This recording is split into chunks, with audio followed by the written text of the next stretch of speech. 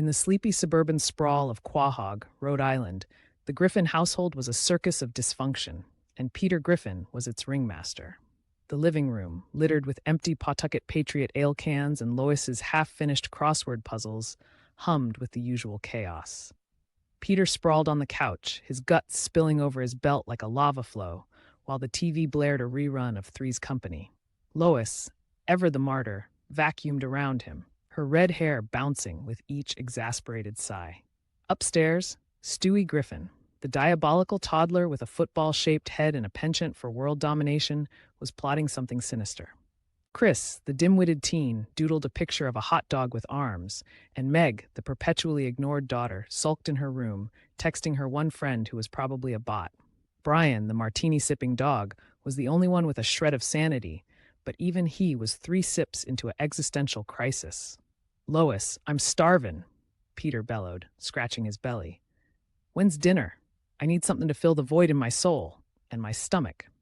Lois flicked off the vacuum, her patience thinner than a CVS receipt. "Peter, it's 4 p.m. You ate a whole rotisserie chicken an hour ago. Maybe try not eating your feelings for once." "Feelings? Pfft. The only feeling I got is the one telling me to get a bucket of wings," Peter shot back, flipping to a commercial for a local hypnotist. "Ooh, look, Lois.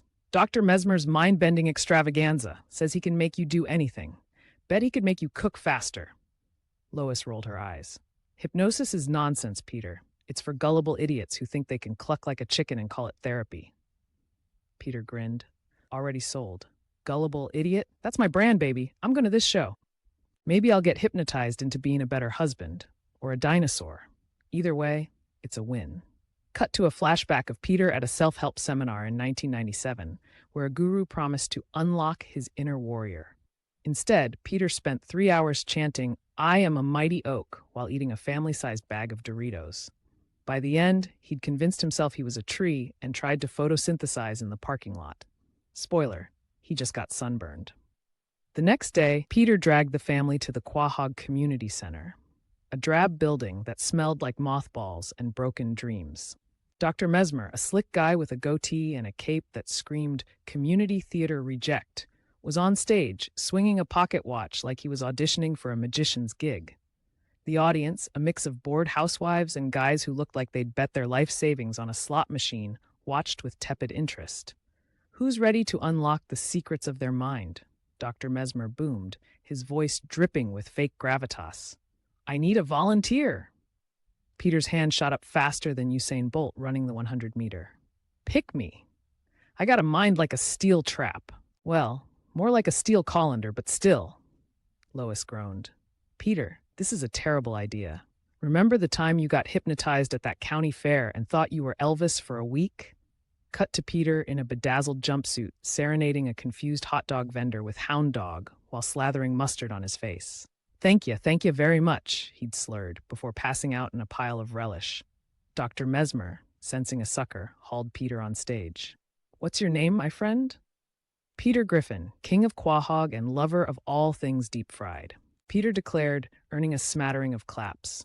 "Excellent," Mesmer said, dangling his watch. "Focus on the watch, Peter. Back and forth, back and forth. You're getting sleepy." Peter's eyes followed the watch like a dog tracking a squeaky toy. "Sleepy? Nah, I'm wired. I had 3 Red Bulls and a burrito the size of my head for lunch. Oh, wait, yup, there's the sleepy." Within seconds, Peter was out cold, slumping in the chair like a sack of potatoes. The audience gasped. Stewie, perched on Lois's lap, smirked. "Amateur. I could hypnotize this buffoon with a shiny spoon and a stern glance." Mesmer leaned in. "Peter, when I snap my fingers, you'll travel back to a past life. Ready? Snap!" Peter's body jolted. His eyes snapped open, wild and confused. "Holy crap, where am I? This ain't Quahog. It smells like mud and regret." The stage lights dimmed, and in Peter's mind, he was no longer in 1999. He was in 1635, standing in a muddy field in colonial Rhode Island, surrounded by pilgrims with buckled hats and faces like they'd just smelled a fart. Peter looked down at his own outfit. A scratchy wool coat, tights that pinched his junk, and a hat that made him look like a rejected Monopoly piece. "Whoa, I'm in the past. This is like Back to the Future, but with worse hygiene," Peter said, sniffing the air. "Man, these guys need some Old Spice stat." A stern pilgrim with a beard like a Brillo pad marched up. "Thou art Peter of Griffin, are you not? I am Ezekiel Providence, founder of this settlement. What brings thee to our godly land?" Peter scratched his chin. I got hypnotized by a guy with a watch and a cape. Also, I'm pretty sure I'm supposed to invent the whoopee cushion or something. You guys got any beer?" Ezekiel's face turned redder than a baboon's butt. "Beer? Thou speakest of the devil's brew. We are a sober people devoted to the Lord." Peter smirked. "Sober? Yawn. Let me show you how we party in the future." He pulled a non-existent boombox from his pocket because dream logic and started blasting Sweet Caroline. The pilgrims stared horrified as Peter did the Running Man in the mud. Cut to a modern-day equivalent, Peter at a karaoke bar, butchering Sweet Caroline while Lois hides under a table. "Bum, bum, bum," he wails, as a drunk guy throws a nacho at his head. Back in 1635, Peter's antics were causing a ruckus. He taught the pilgrims how to play spin the bottle using a gourd, introduced them to the concept of casual Fridays, which they took as blasphemy, and tried to invent the high five, only to accidentally slap Ezekiel in the face. The pilgrims, fed up with his shenanigans, decided he was a witch. "Seize the heretic," Ezekiel roared. "We shall burn him at the stake." Peter gulped as a mob dragged him to a pyre. "Aw, crap. This is worse than the time I got stuck in a porta potty at a chili festival." Cut to Peter, wedged in a porta potty, screaming, "I regret everything," as a line of angry festival goers banged on the door. Meanwhile, back in 1999, the Griffin household was unraveling without Peter. Lois, stuck managing the kids, was losing her mind. Stewie, enrolled in a toddler soccer league to socialize, was terrorizing the other kids like a pint-sized dictator. At practice, he stood on the field, arms crossed, as a gaggle of drooling toddlers chased a ball. "Pathetic," Stewie sneered, adjusting his tiny shin guards. "You call that a kick? I've seen better form from a drunken walrus." "Rupert, take notes. We're staging a coup by halftime." The soccer moms, sipping iced lattes and gossiping about their husbands' golf swings, weren't amused. One mom, Karen, a peroxide blonde with a permanent scowl, confronted Lois. "Your kid's a menace, Lois. He called my Timmy a witless troglodyte and tried to trade him for a juice box." Lois forced a smile, her eye twitching. "Oh, Stewie's just spirited. He's got a big personality." "Big personality?" Karen scoffed. "He's like if Chucky from Child's Play had a British accent. Get him under control, or we're banning him from the league." Stewie overheard and narrowed his eyes. "Banning me? Oh, Karen, you've just signed your own social death warrant. Prepare for annihilation." That night, Stewie hatched a plan in his high-tech nursery, surrounded by monitors and a whiteboard covered in equations. Step 1, sabotage Karen's minivan. Step 2, frame her for tax fraud. Step 3, victory. He cackled, then paused. But first, a juice box. Evil scheming is thirsty work. Cut to Stewie in a past scheme, rigging a preschool talent show to explode with glitter. "Take that, you tone-deaf cretins," he'd yelled as the room sparkled like a disco ball. With Peter AWOL and Stewie plotting vehicular manslaughter, Lois needed an outlet. She found it at the Drunken Clam, where Quagmire, Cleveland, and Joe were drowning their sorrows after Peter's hypnosis fiasco. The bar was hosting an open mic night, and Lois, fueled by 2 Chardonnays and a lifetime of repressed dreams, took the stage. Hi, I'm Lois Griffin," she said, gripping the mic. "I'm going to sing My Heart Will Go On. Don't judge me." The crowd, half drunk and half asleep, barely noticed, started singing. Her voice, clear and powerful, cut through the haze like a lighthouse beam. Quagmire dropped his beer. Cleveland's jaw hit the floor. Joe's wheelchair did a little spin. "Holy crap, Lois is good," Quagmire said, adjusting his collar. "Giggity, meet talent." By the end, the bar was on its feet, cheering like they'd just seen Celine Dion herself.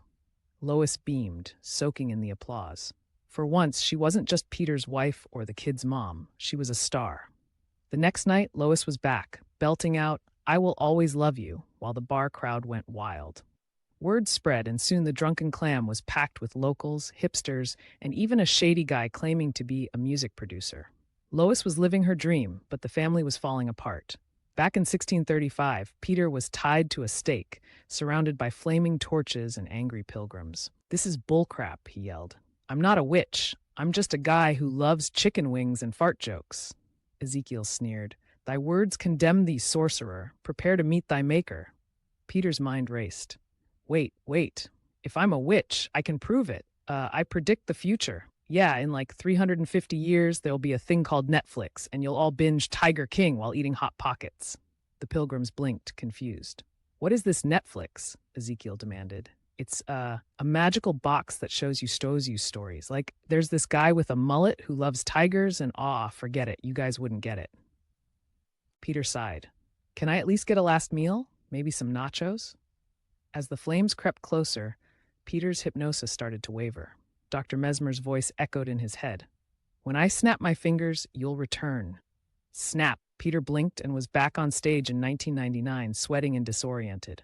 Whoa, that was wild. I almost got barbecued by a bunch of guys who thought deodorant was Satan's lotion.